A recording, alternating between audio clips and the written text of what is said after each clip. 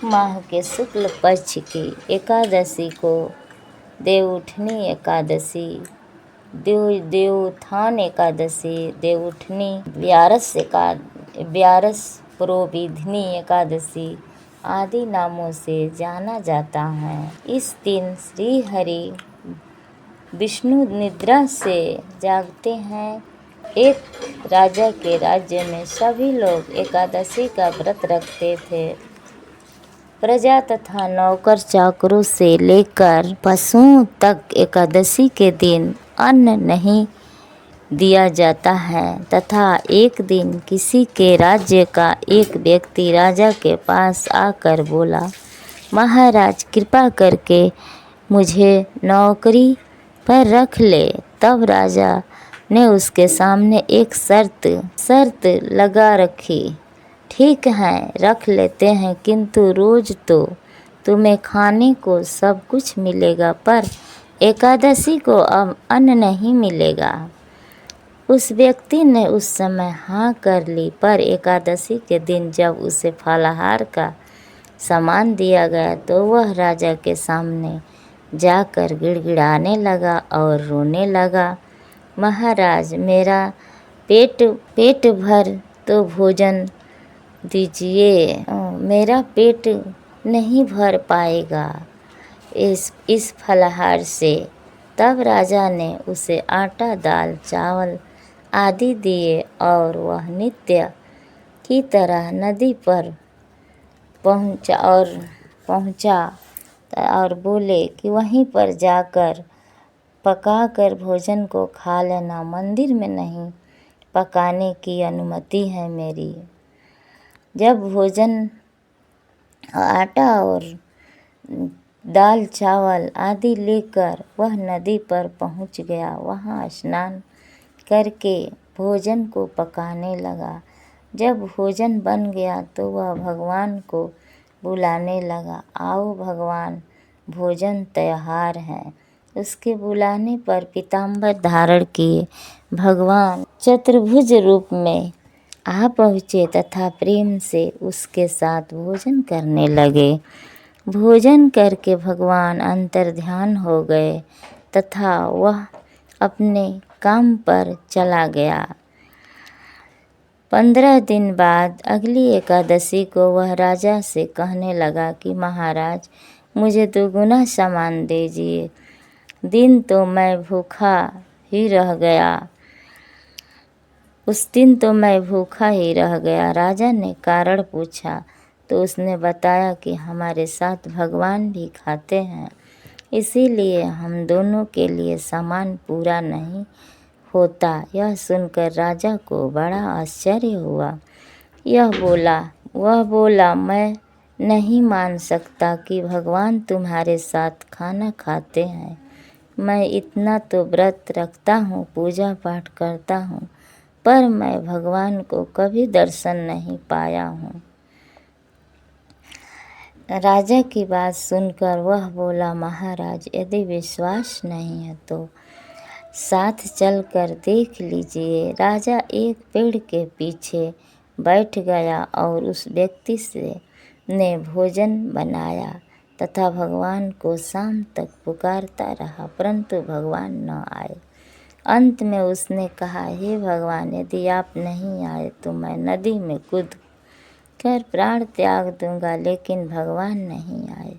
तब वह प्राण त्यागने पर उद्देश्य से नदी की तरह बढ़ा। प्राण त्यागने का उसका दृढ़ इरादा जान शीघ्र ही भगवान ने प्रकट होकर उसे रोक लिया और साथ बैठकर भोजन करने लगे। खा पी कर उसे अपने विमान में बिठाकर अपने धाम को ले गए। यह देख राजा ने सोचा कि व्रत उपवास से तब तक कोई फायदा नहीं होता जब तक मन शुद्ध न हो। इससे राजा को ज्ञान मिला। वह भी मन से और तन से व्रत उपवास करने लगा और अंत में स्वर्ग को राजा को प्राप्ति हुआ। देव प्रबोधिनी एकादशी की व्रत कथा दूसरी है। एक राजा था, उसके राज्य में प्रजा सुखी थी। एकादशी को कोई अन्न नहीं बेचता था, सभी फलाहार करते थे। एक बार भगवान ने राजा की परीक्षा लेनी चाही। भगवान ने एक सुंदरी का रूप बनाकर सड़क पर बैठ गए। तब राजा ने उधर से निकला और सुंदरी को देख चकित रह गया। पूछा, हे सुंदरी, तुम कौन हो? इस तरह यहाँ क्यों बैठी हो? तब सुंदरी स्त्री भगवान से बोली, मैं निराश्रिता हूँ। नगर में मेरा कोई जाना पहचाना नहीं है, किससे सहायता मांगू? राजा के उसके ऊपर रूप देखकर मोहित हो गए। राजा वह बोला, तुम मेरे महल में चलकर मेरी रानी बनकर रहो। तब वह सुंदर स्त्री ने बोली, मैं तुम्हारी बात नहीं मानूंगी, पर मैं तुम्हें राज्य का अधिकार मुझे सौंपना होगा। राज्य पर मेरा पूर्ण अधिकार होगा। मैं जो भी बनाऊंगी तुम्हें खाना होगा। राजा उसके ऊपर मोहित था।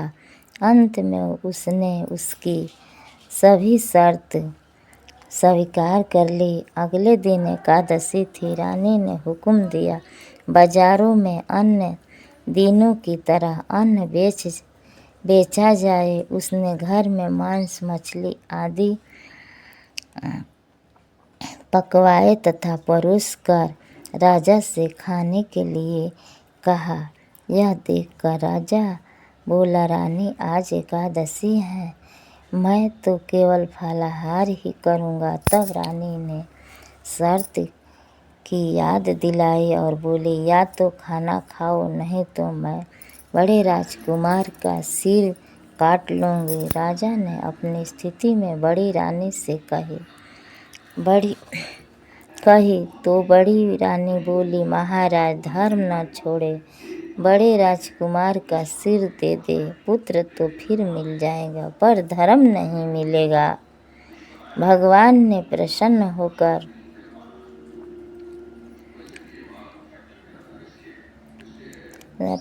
होकर इसी दौरान बड़ा राजकुमार खेल कर आ गया। माँ की आंखों में आंसू देखकर वह रोने लगा। पूछने लगा तो माँ ने सारी वस्तु स्थिति बता दी। वह बोला, मैं सिर देने के लिए तैयार हूँ। पिताजी के धर्म रक्षा होगी, जरूर होगी। राजा दुखी मन से राजकुमार का सिर देने को तैयार हुआ तथा रानी के रूप से भगवान विष्णु प्रकट होकर असली बात बताई। राजा, तुम इस कठिन परीक्षा में पास हुए। भगवान ने प्रसन्न से राजा से वर मांगने को कहा तो राजा बोला, आपका दिया हुआ सब कुछ हमारा उद्धार करे। उसी समय वहाँ एक विमान उतरा। राजा ने अपना राज्य पुत्र को सौंप दिया और विमान में बैठकर परम धाम को चला गया। तुलसी विवाह की कथा। देवउठनी एकादशी की एक प्रमुख कथा है।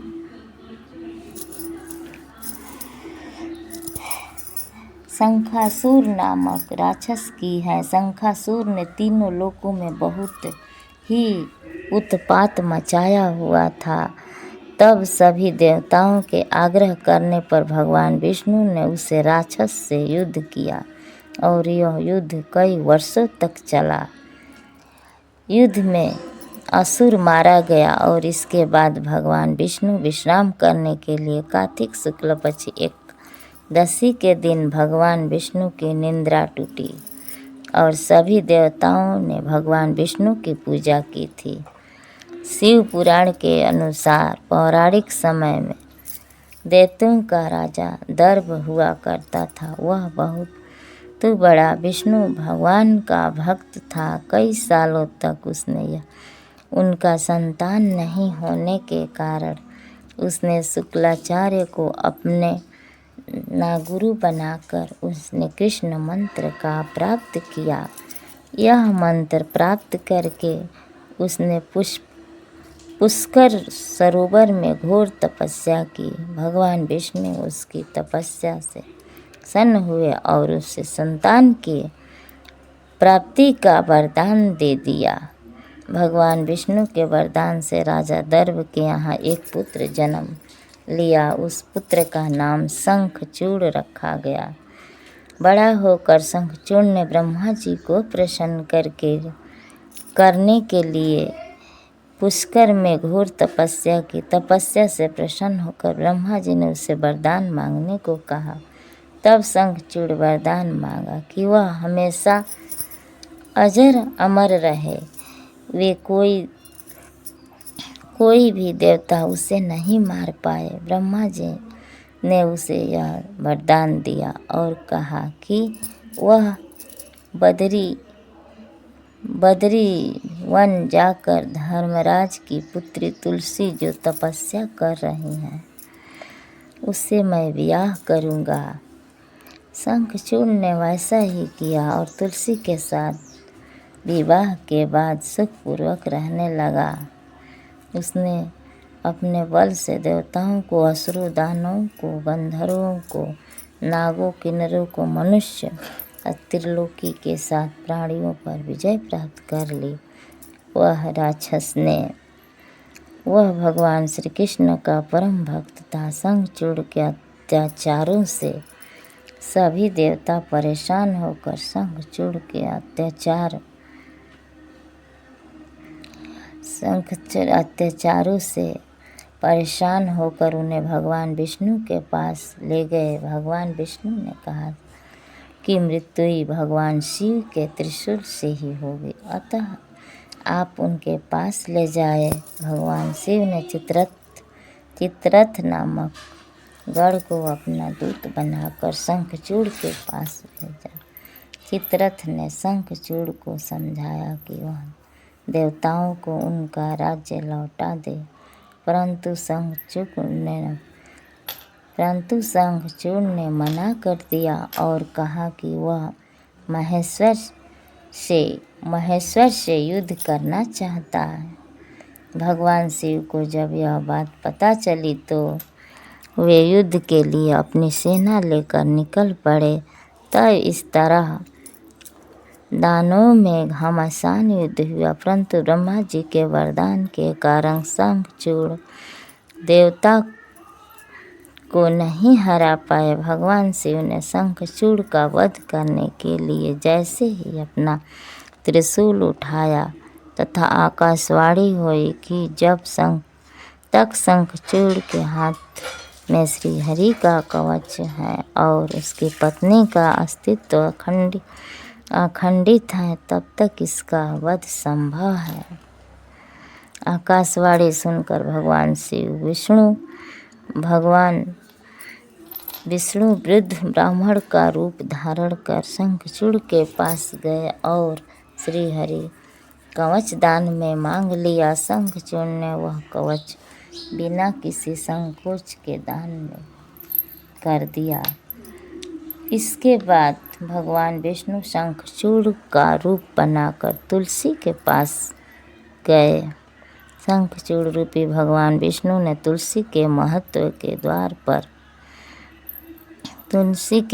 के द्वार पर जाकर अपने विजय होने की सूचना दी। यह सुनकर तुलसी बहुत प्रसन्न हुई और पति रूप में आए भगवान का पूरा पूजन किया। वह रमण किया। ऐसा करते ही तुलसी का अस्तित्व खंडित हो गया और भगवान शिव ने युद्ध में अपने त्रिशूल से शंखचूड़ का वध कर दिया। तब तुलसी को पता चला कि वे उनका पति नहीं हैं, बल्कि वे तो भगवान विष्णु हैं। क्रोध में आकर तुलसी ने कहा कि आपसे छल पूर्वक मेरा धर्म भ्रष्ट किया है और मेरे पति को मार डाला है। मैं आपको श्राप देती हूँ कि आप पोषण होकर धरती पर रहे।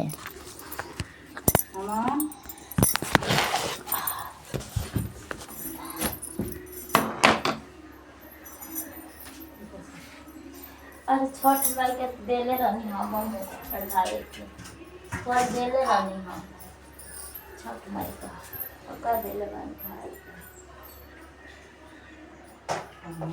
अगर तो पता नहीं के मैं के करा के बाटी दे के नहीं के बाटी तो मैं फल है वो जैसा जो के पापा सब संग में खाना खा ले सर के 3 दर्जन केरा सड़ गई हमारे सड़ गइला मैं केरा लेके आई हूं हम 2 दर्जन ले लेना वो ना होता आ वो ना होता नंबर लगैले बेचारा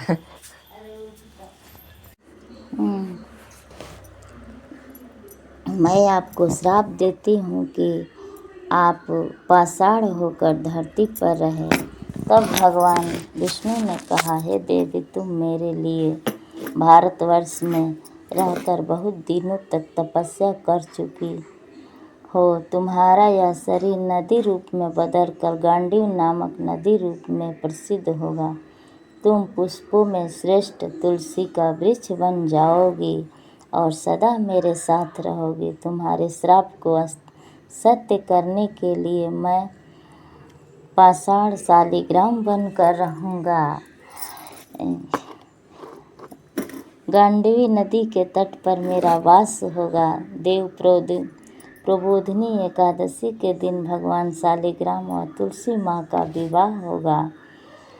मांगलिक और कार्यों का प्रारंभ किया जाता है। हिंदू धर्म मान्यता के अनुसार इस दिन तुलसी शालिग्राम का विवाह करने से अपार पुण्य फल की प्राप्ति होती है।